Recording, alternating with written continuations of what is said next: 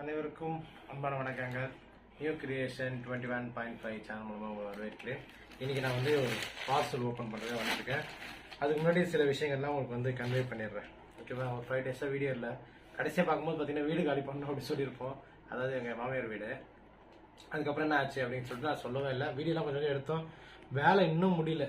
கிட்டத்தட்ட ஒரு 6 நாள் ஆயிடுச்சமா, 6 நாள். சனிக்கிழமை ஆரம்பிச்சோம் வீடு காலி பண்ணுறதுக்கு. இன்னைக்கு வந்து செவ்வாய்க்கிழமை. இன்னுமே ஒர்க் முடியல.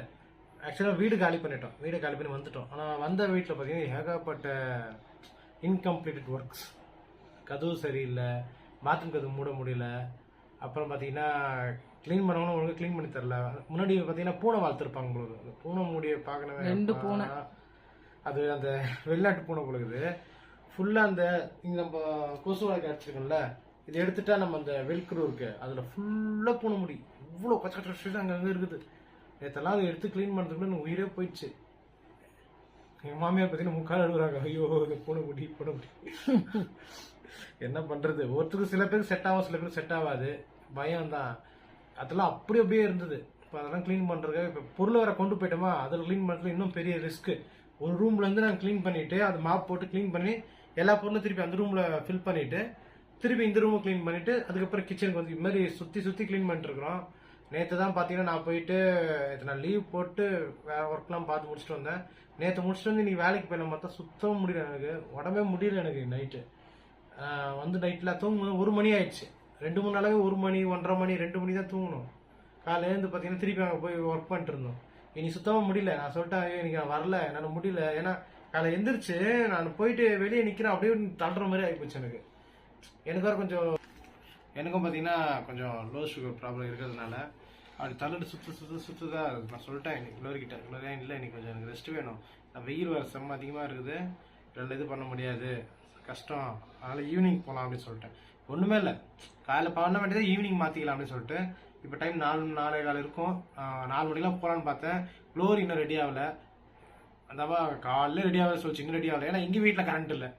காலையில் போச்சு ஒரு 11:30 மணிக்கு கரண்ட்டு வரவே இல்லை. 3:30 மணிக்கு வந்துச்சு. அதை நான் கால் பண்ணி கம்ப்ளைண்ட் கொடுத்தவொடனே வருது. அவ்வளோ நேரம் கரண்ட் இல்லை. இங்கே இருக்கணும் என்ன பண்ணுறாங்கன்னு எனக்கு தெரியல. கம்ப்ளைண்ட் பண்ணுறாங்களா? ஒரு அப்டேட்டே வரலங்க, ஒரு கம்ப்ளைண்ட்டும் வரலங்கன்னு சொல்கிறாங்க. நீங்க மட்டும் தாங்க சொல்றீங்க. எல்லாம் இன்வெர்டர் வச்சிருக்காங்க போலமா? அதான் இன்வெர்டர் வச்சிருக்காங்க, கரெக்ட் தான். இன்வெர்டர்ல ஏசி ஓடுமாமா? ஓடாதுல்ல. அப்ப தெரியும்ல கரண்ட் இல்லைன்னு. 1 மணி நேரம் கரண்ட் இல்லைன்னா கம்ப்ளைண்ட் கொடுக்கணும். அப்பதான் தெரியும் என்ன ஆச்சு, என்ன ப்ராப்ளம். பொதுமக்களுக்கு ஆல்டர்னேட் ஐடியா இருந்துச்சுன்னா அப்படியே விட்டுருவாங்க. அவ்வளவுதான், வேற ஒன்றும் இல்லை.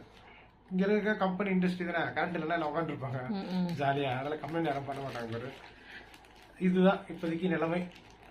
இப்போ அங்கெல்லாம் வீடு ரெடி பண்ணிருக்கேன். இன்னும் கொஞ்சம் பெண்டிங் ஒர்க் இருக்கு. இன்னும் ஒரு கட்டில் தான் மாட்டணும். இன்னைக்கு போய் ஒரு கட்டில் மாட்டிட்டு ஃபேன் வர இல்லை.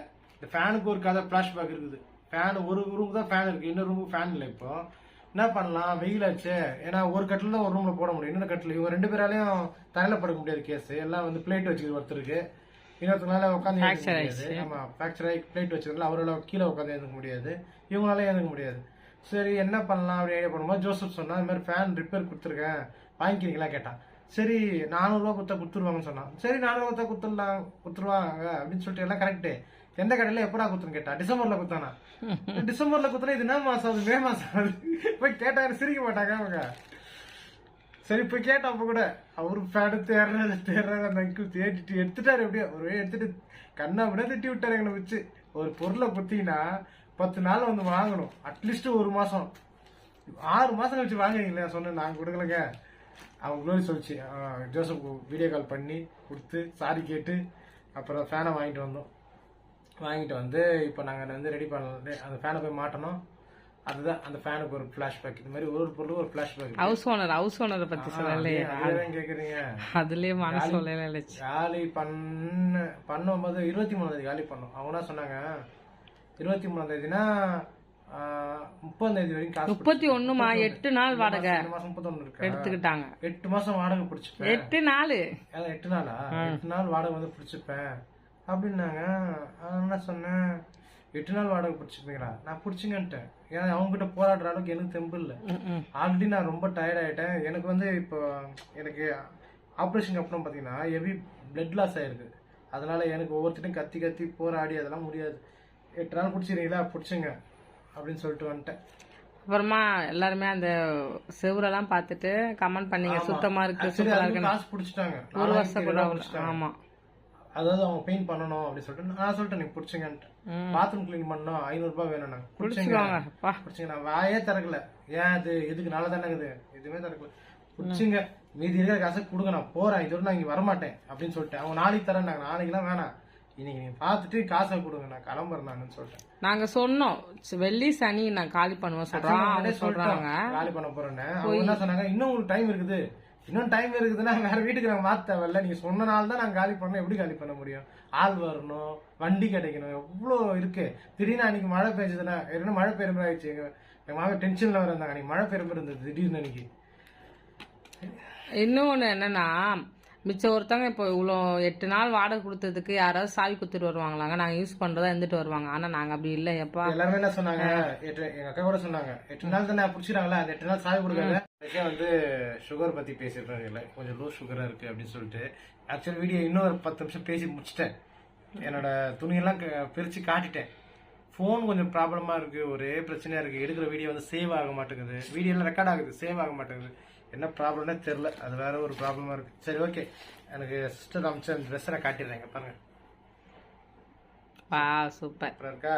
ஆக்சுவலி கட் பண்ணி பிரிக்கிற வரைக்கும் எடுத்தேன், ரெக்கார்ட் ஆகல. என்னவும் கிரீன் கலர், ரெண்டுமே சாம்கிட்ட இல்லாத கலர். அக்கா வந்து சாம்க்கு கிஃப்ட் பண்ணாங்க. தேங்க்யூ அக்கா. Thank you sister. எனக்கு பர்ஃபெக்டா இருக்கும், நல்லா இருக்கும். சரி, வெளியே கோயர் ப்ராக்டிஸ் போகும்போது போட்டு போகலாம் அப்படின்னு சொல்லிட்டு வச்சிருக்கேன். சாம்கிட்ட நான் போன சாட்டர்டே தான் சொன்னேன், ஏங்க உங்களுக்கு ஒரு நிறைய கொஞ்சம் டிஷர்ட் எடுக்கணுங்க, ஏன்னா எல்லா இடத்துலையுமே ஷர்ட்டே போட்டு வரீங்க, இப்போதான் நமக்கு அந்த ஏஜ் இருக்கிற வரை நம்ம போட்டுக்கலாம். ஒரு இப்போ வந்து வாலிப வயசு 30 வயசெல்லாம் சின்ன வயசு தான், 32 33 நீங்கள் ரொம்ப இது பண்ணாதீங்க. அப்போ டிஷர்ட் போட்டுக்கலாம்ல, வாங்கி தரேன் அப்படின்னா. அக்கா வந்து நான் சொல்லிட்டு வரேன், திங்கக்கிழமை மெசேஜ் பண்ணியிருந்தாங்க. நான் சாட்சி சொல்லிருக்கேன் இருங்க. அப்போ வந்து பார்த்தீங்கன்னா திங்கக்கிழமை மெசேஜ் பண்ணி திங்கக்கிழமை ஆர்டர் போட்டு எங்களுக்கு சென்ட் பண்ணிட்டாங்க. ரொம்ப சந்தோஷமாயிடுச்சு. ஏசப்பா நம்மளோட சின்ன தேவைகள் கூட சந்திப்பார். எனக்கும் வந்து பார்த்தீங்கன்னா கிட்டத்தட்ட ஒரு 10 ட்ரெஸ் கிஃப்ட் வந்துச்சு. எனக்கு அப்போ வசனம் வந்துச்சு, உடைக்காக ஏன் கவலைப்படுகிறீர்கள், காட்டு புஷ்பத்தை கவனித்து பாருங்களா, அவை உழைக்கிறதும் இல்லை ஐயோ வசனத்தை கொலை விட்டேனே, டென்ஷன்ல.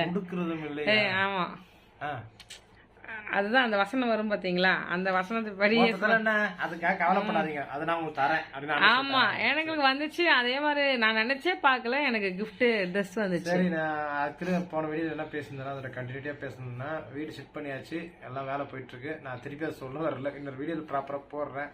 ஏன்னா மனசு வந்து பேசுறதுனா திருப்பி மனசு வந்து என்னால எடுக்க முடியாது. அதை விட்டுட்டு அதுக்கப்புறம் நான் கடைசியா பேசின ஒரு டாபிக் மட்டும் உங்கள்கிட்ட சொல்லிடுறேன், ஓகேவா?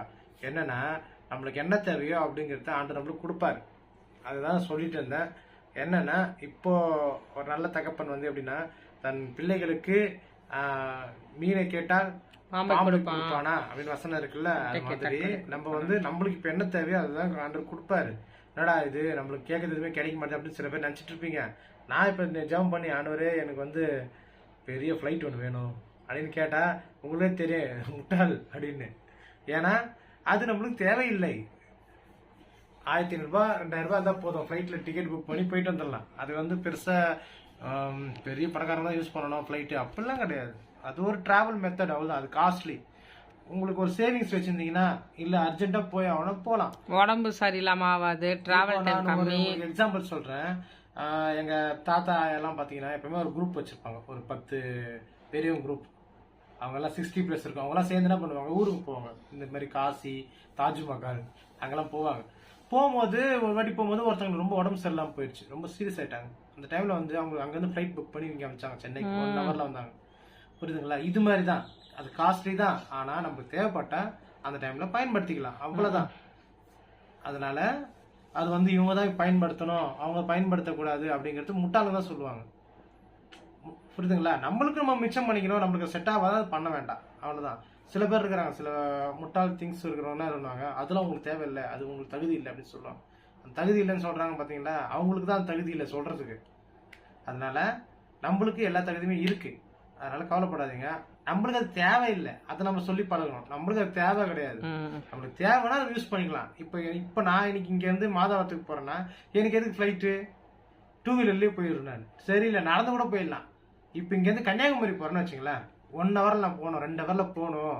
முக்கியமானது அங்க போனா எனக்கு ஒரு 10 லட்சம் வந்து கிடைக்க போகுது அப்படின்னா அப்ப நான் 5000 ரூபாய் செலவு பண்ணி போகலாம். புரியுதுங்களா? அதுதான் பேசிக். அதை விட்டுட்டு உங்களுக்கு எதுக்கு தேவையில்ல, அது வந்து ஒருத்தர் என்ன சொன்னாங்க, அதனால சொல்லுங்க, உங்களுக்கு எதுக்கு இதெல்லாம் உங்களுக்கு தகுதி இல்லை அப்படின்னு சொன்னாங்க என்கிட்ட, நேரடியா சொன்னாங்க. சொல்லும் போது நான் வருத்தப்பட்டேன், என்னடா இது இப்படி சொல்றாங்க, நம்மள போய் சொல்றாங்களே அப்படின்னு சொல்லி. ஓகே, அவங்க சொன்னாலும் என்ன, நானும் ஒரு நாள் ஃபிளைட்ல போவேன் அப்படின்னு உங்ககிட்ட சொல்றேன். நான் ஃபிளைட்ல 1 வருஷத்துக்கு முன்னாடி போயிட்டு வந்துட்டேன். போன 5ஆம் மாசம் போனேன், 5ஆம் மாசத்துல ஃபிளைட்ல போயிட்டு வந்தேன். பாதி பேருக்கு கூட தெரியாது, வீட்லயே பாதி பேருக்கு தெரியாது. ஒரு எமர்ஜென்சி தூத்துக்குடியில இருந்து ஃபிளைட்ல வந்தேன், சென்னைக்கு வந்துட்டேன். எவ்வளவு ஆச்சுன்னு நினைக்கிறீங்க டிக்கெட்டு? 1600 ரூபாய் டிக்கெட்டு. பஸ்ல எனக்கு 1200 ரூபாய் டிக்கெட்டு. பஸ்ல, பிரைவேட் பஸ்ல 1200 ரூபாய் டிக்கெட்டு. இன்னொரு 400 ரூபாய் 500 ரூபாய் எக்ஸ்ட்ரா போட்டு ஃபிளைட்ல வந்தேன் நான் அன்னைக்கு. எதாச்சியா நடந்தது ஒரு சில விஷயங்களால. நான் அப்புறமா அந்த வீடியோ உங்களுக்கு போடுறேன், போடும்போது உங்களுக்கு நான் அதை கன்வே பண்றேன், அப்போ உங்களுக்கு அது புரியும். இது வந்து சாம் எதுக்கு சொல்றான்னா, ரீசெண்டா எங்களுக்கு ஒரு இடத்துக்கு நாங்க போயிருந்தோம்.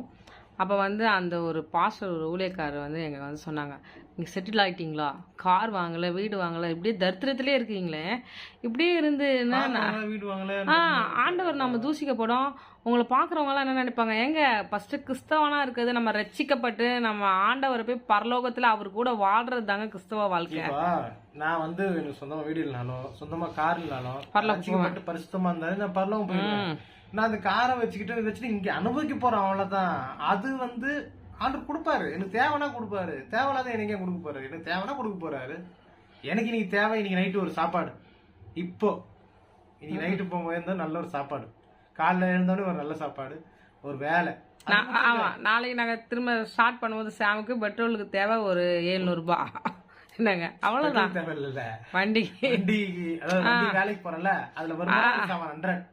ஆமா, அதுக்கு பெட்ரோல் போடுறதுக்கு ஒரு 200. அவ்வளவுதான் என்னோட தேவை. என் தேவையில்ல சின்ன சின்ன தேவைகள் தான். சில பேருக்கு அது ஈஸியா கிடைக்கும், சில பேருடைய லைஃப் ஸ்டைல் வேற. அப்ப வந்து அவங்க சொன்னாங்க, அப்ப அந்த செட்டிலான வார்த்தை எதுக்கு இங்க வந்துச்சுன்னா, நல்ல வீடியோ எடுத்து சூப்பரா பேசினவங்க. சாம் வந்து எப்பவுமே பாவம் ஒரு ரைமிங்கா பேசிட்டு அடுத்தது வராது. அப்போ என்னன்னா, நாங்கள் இப்போ காலி பண்ணோம் பார்த்தீங்களா, இங்கே காலி பண்ணும்போது ஹவுஸ் ஓனர் எல்லாம் எங்களை ரொம்ப டார்ச்சர் பண்ணிட்டாங்க. பழைய ஹவுஸ் ஓனர் என்ன பண்ணாங்கன்னா, 23ஆம் தேதி நாங்கள் அம்மா வீடு காலி பண்ணோம். என்ன ஆச்சுன்னா, 8 நாள் 23ஆம் தேதி காலி பண்ணிட்டோம். 31ஆம் தேதி வரைக்கும் காசு வேணும்னு சொல்லிட்டு வாங்கிட்டாங்க, எடுத்துட்டாங்க. எனக்கு அவங்க கிட்ட போராடுறதுல எனக்கு தெம்பு இல்லை. நீங்க பிடிச்சிங்கன்ட்டேன், பிடிச்சி தாராளம் பிடிச்சிங்க. மற்றவங்களா இருந்தா அன்னைக்கு வரைக்கும் இருந்துட்டு தான் வந்திருப்பாங்க, சாவி கொடுக்க மாட்டேன் அப்படின்னு சொல்லி. ஆனா நான் சொன்னேன், நீங்க பிடிச்சிங்க, விட்டுருங்க, ஆளை விடுங்க. பெயிண்டிங் நல்லா இருக்குது, பெயிண்டிங் 4500 ரூபாய் வேணும். அந்த வீட்டுக்கு ஒரு ரூம் தான் இருக்கு, அதுக்கு 4500 ரூபாய் கேட்டேன். 10க்கு 10 தானே அது? 10க்கு 10 ஒரு கிச்சனு. அப்பனா கூட 2000 ரூபாயில எல்லாமே, கிச்சன் எல்லாமே சேர்த்து 10க்கு 10 தான். 2000 ரூபாய் அதிகமா. நம்ம ரிங் ரோட்ல இருந்தோம் பாத்தியா, அதே ஜோசப் 3000 முடிச்சு கொடுத்துட்டான். எவ்வளவு வீடு அது, அவன் அடிச்சு குத்தா. அவனுக்கு ஒரு 1000 ரூபாய் 1500 குத்தா கூட 3000 முடிஞ்சிச்சு. ஆமா, எல்லாமே சேர்த்து அவனுடைய பெயிண்டிங். தம்பிக்கு 1000 ரூபாய் எவ்வளவோ கொடுத்தோம், அதிகமா காசு கொடுத்துக்கணும் தான், நான் இல்லன்னு சொல்லல. ஆனா அவ்வளவு வீட்டுக்கு 3000 முடிஞ்சிச்சுன்றேன். 1500 ரூபாய்க்கு தான் பெயிண்டே வாங்கிட்டான். பெயிண்ட் சொன்னா மிச்சம் இருந்துன்னு சொல்லிட்டு வெளியே வேற அடிச்சு விட்டேன். ஏன் வேஸ்டா போகுதுன்னு சொல்லிட்டு வெளியே அடிச்சு விட்டேன். அந்த வீட்டுக்கு வெளியெல்லாம் அடிச்சு விட்டேன். வேஸ்டா போக கூடாது, வேஸ்டா போகுது, எத்தனை போய் நம்ம என்ன பண்ண போறோம்னு சொல்லி. அது மாதிரி சொல்றேன், ஒவ்வொருத்தரோட மென்டாலிட்டி. 4500 ரூபாய். அப்புறமா பாத்ரூமுக்கு ஒரு 500 ரூபாய், அப்படியே எல்லாத்தையும் பிடிச்சிட்டாங்க. சண்டை போடுறதுக்கு தெம்பில்ல. எங்க அக்கா, எங்க நாத்தனார் என்ன சொன்னாங்கன்னா, நீங்க எதுக்கு அப்படி சாவி குத்தீங்க, நம்ம போய் 31ஆம் தேதி வரை வீட்டுக்கு போயிட்டு வரலாம். நாங்க சாம் வந்து வேண்டான்ட்டாரு. வேணாங்க, நான் அதான் சொல்றேனே, ஒரு வீட்டுல நம்ம நிம்மதி இல்லைன்னு வச்சுக்கலாம், அங்க வசிக்க கூடாது. அதுதான் என்னோட எண்ணமே அப்படிதான். உங்களுக்கு எந்த இடத்துல நிம்மதி இல்லையோ அங்க இருந்து நீங்க வெளியே வந்துடணும். உங்களுக்கு எது நல்லதோ அந்த இடத்துல நீங்க இருக்கணும். உங்களுக்கு அங்க நிம்மதி இல்லையா, அந்த இடத்த விட்டு வெளியே வந்துடணும். சாம் எப்பவுமே சொல்லுவார், நம்மள 1 மைல் தூரம் வர சொல்றேன், நட 2 மைல் தூரம். அவ்வளவுதான். நான் உங்ககிட்ட ஒரு வார்த்தையோட பேசலங்க, க்ளோரி கத்திட்டு பொழுது எனக்கு தெரியாது. ஏங்க எங்களை வந்து டார்ச்சர் பண்றீங்க அப்படின்னு சொல்லிக்குது க்ளோரி. நீங்க சொன்னதான் நான் செஞ்சேன். நீங்க என்ன சொன்னீங்க, வாக்கு கொடுத்தீங்களே, நீ காலி பண்ணி இப்பே கொடுத்துருன்னு வாக்கு கொடுத்தீங்களே, ஏன் இப்படி பண்றீங்க? காசு பிடிப்பேன்னு சொல்லவே இல்லைங்க. 1 மாசம் வாடகை பிடிப்பேன், 1 மாசம் நானே சொன்னேன், நீங்க பிடிச்சுங்கம்மா, நீங்க பிடிச்சுங்க. பெயிண்டிங் பிடிச்சிப்பீங்களா, பிடிச்சிருப்பேங்க. பாத்ரூம் கழுவும் போது 500 ரூபாய் பிடிச்சிப்பேன், பிடிச்சுங்க. 150 ரூபாய் கரண்ட் பில் பிடிச்சுங்க, நோ ப்ராப்ளம். எங்களை ஆளை விடுங்க, காசு கொடுங்க, நாளைக்கு கொடுக்குறேன் பாத்துட்டு. நாளைக்கு எல்லாம் வேண்டாம், நாளைக்கு வர முடியாது. நான் இதுக்கே வந்து நூடுல்ஸ் ஆகிட்டேன். தயவு செய்து நீங்கள் எனக்கு இப்போ பார்த்து கொடுத்துருங்க. போனாங்க, செக் பண்ணாங்க, எல்லாம் நல்லா தான் இருந்தது, என்ன பேசுறதுன்னு தெரில. ஆனாலும் காசை பிடிச்சிட்டு கொடுத்தாங்க. சரி, நான் வாங்கிட்டு வந்துட்டேன். ஏன்னா 6 மாதத்தில் என்ன டேமேஜ் ஆக போகுது? வீட்டில் குழந்தைங்க எதுவும் இல்லை கிறுக்கிறதுக்கு. ஒன்று பெரியவங்க 2 பேர் தான் இருக்காங்க. அவங்களும் ஒரு 1.5 மாதம் இங்கே இருந்தாங்க, கண் ஆப்ரேஷன் பண்ணி 2 மாதம் 2 மாதம் இங்கே இருந்துட்டாங்க. அப்போ 4 மாதம் தான் இருந்துக்காரு. அங்கிள் மட்டும் தான் அதிகமாக இருந்துருக்காரு 6 மாதம். அதெல்லாம் அங்கிள் ஆண்டி என்ன போயிட்டாங்க, போய் சிவத்தை போட்டு நோண்டி இதுக்கு போகிறாங்க. அவங்க பாத்ரூம் போவாங்க, கிச்சனுக்கு போவாங்க, வந்து உட்காந்துருப்பாங்க. அவ்வளோ இதே தான். வீட்டில் டிவிக்கு அது இதுன்னு எந்த ஆணியுமே அடிக்கல, ஒரு ஆணி கூட அடிக்கல. வட்டிக்கார மரோட ஆணி அடிக்கல. ஸ்டிக்கர் ஒட்டிட்டு அதை ஒட்டிக்கிட்டோம். அதுவும் எப்போ ஓட்டணும் தெரியுமா? நாளைக்கு காலி பண்ண சொல்றதுக்கு ஒரு நாளைக்கு முன்னாடி ஓட்டும். அதான் அநியாயம் செய்கிறவன் இன்னும் அநியாயம் பண்ணட்டும். நானும் கவலையே பட மாட்டேன். எப்பவுமே ஆண்டவரும் சரி, ஆண்டவர்னு சொல்லக்கூடாது, நான் சொல்றேன். நான் வந்து ஆண்டவர் நம்ப தான் ஆண்டு சொல்றேன். பொதுவாக சொல்லுவாங்க.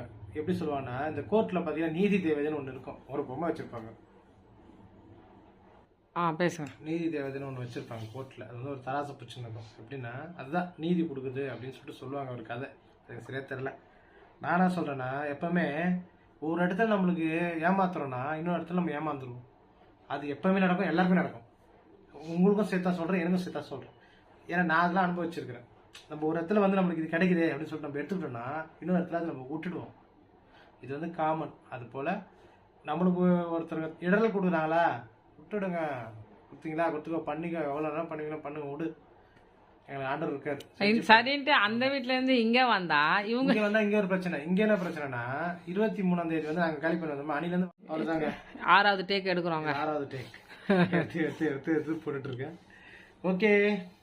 எங்க அது அப்புறமா என்னாச்சு, அங்க போனா அந்த ஏற்கனவே வந்தவங்க 2 பூனை வளர்த்துருக்காங்க போல, வெளிநாட்டு பூனை மாதிரி. அதோடைய முடி அது எல்லாமே, அதாவது அவங்க கூப்பிட்டு வேலை செஞ்சவர் அவர் ஏமாத்திட்டு போயிருக்காரு. சிங்கெல்லாம் உடச்சி, பாத்ரூம் கதவெல்லாம் உடஞ்சி, அது ஃபுல்லாக சாம் தான் ரெடி பண்ணாங்க. இன்றைக்கும் இப்போ அங்கே தான் கிளம்பிட்டு இருக்கோம். அம்மா வீடு செட் பண்ணிட்டு. ஏன்னா அம்மா வந்து ஜோசப் வீட்டில் இருக்காங்க. எப்போ போனாங்க? வீடு பார்க்கும்போது பாத்ரூம் கதவு நல்லா தான் இருந்தது. இவர் தான் உடச்சிட்டாரு போல. பாத்ரூம் கதவு நல்லா இருந்தது, சிங்கும் நல்லா இருந்தது, நல்லா தான் இருந்தது. எப்படி உடஞ்சது? அது எப்படியும் ஒரே நாளில் உடஞ்சிருமா தெரியலையே.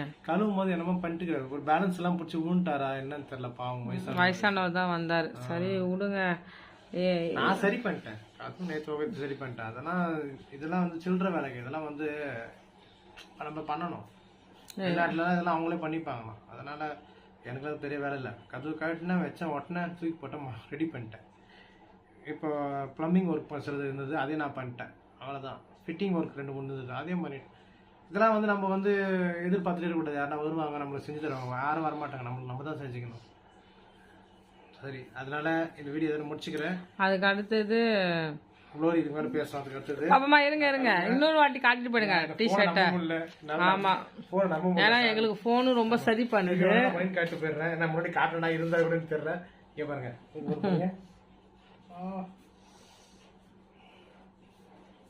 என்னாச்சு? இது ஒரு பனியன். வெளியில மழை வருது. வீட்டுல மோட்டர் சூப்பரா இருக்கு பனி. நான் போயிட்டு வரேன். Bye bye. பாய். நாங்க என்னென்ன பேசணும்னு எங்களுக்கே தெரியல, எல்லாம் கட் ஆயிடுச்சு இருக்குது, அப்படியே போடுறோம். பாய் பாய். யோபு கதை மட்டும் சொல்லிட்டு போயிடுங்க. யோபு கதை தெரியாது. யோபு யாருன்னு தெரியாது. 10 வாட்டி சொல்லி யோபு எனக்கு தெரியாது, விட்டுருங்க. அவரை பார்த்ததே இல்லை.